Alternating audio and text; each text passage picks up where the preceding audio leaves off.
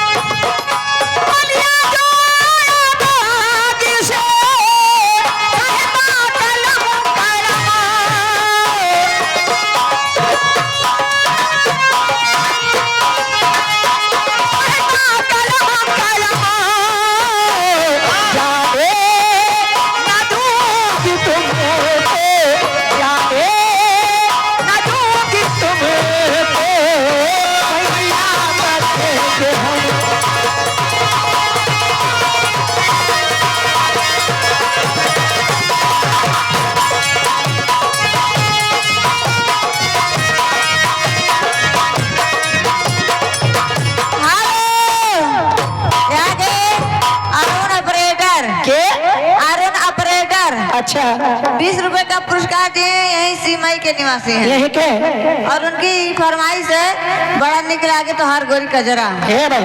कजरा की और कुछ कजरा ए बहनी, अरे बड़ा निक लागे, अरे बड़ा निक लागे कवन चीज तोहार गोरी कजरा बड़ा निक लागे, तोहार गोरी कजरा बड़ा निक लागे।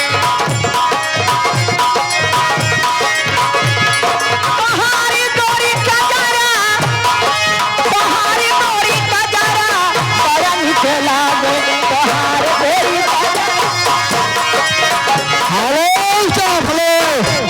इसी बीच में आ गए हमारे महान भाव नीरज प्रधान अजानीपुर के रहने वाले।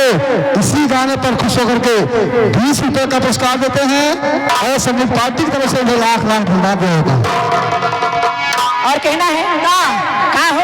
अरे मिली है बलमुआ, अरे पैबू बलमुआ, अरे भुलाई जाई न करा बड़ा निक लागे, तोहार गोरी कजरा बड़ा निक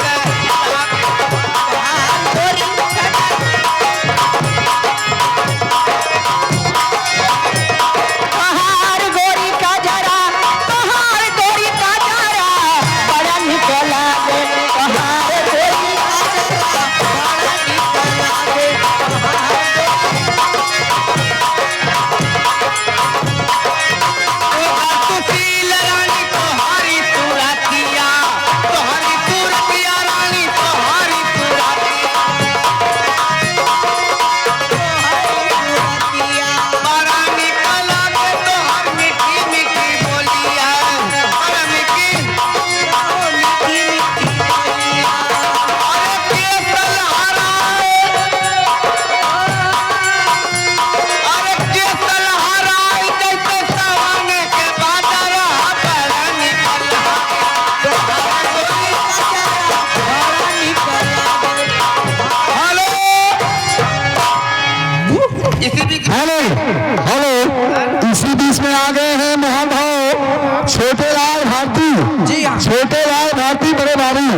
उनकी तरफ से 20 रुपए का पुरस्कार आया है।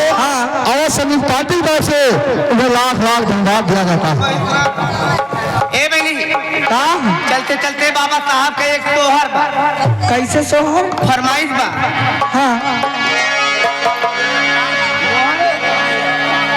मोहन सेवा घाट के निवासी उनकी तरफ से 11 रुपए का पुरस्कार, 12 रुपए 1 रुपए हम मिला देते बहनिया।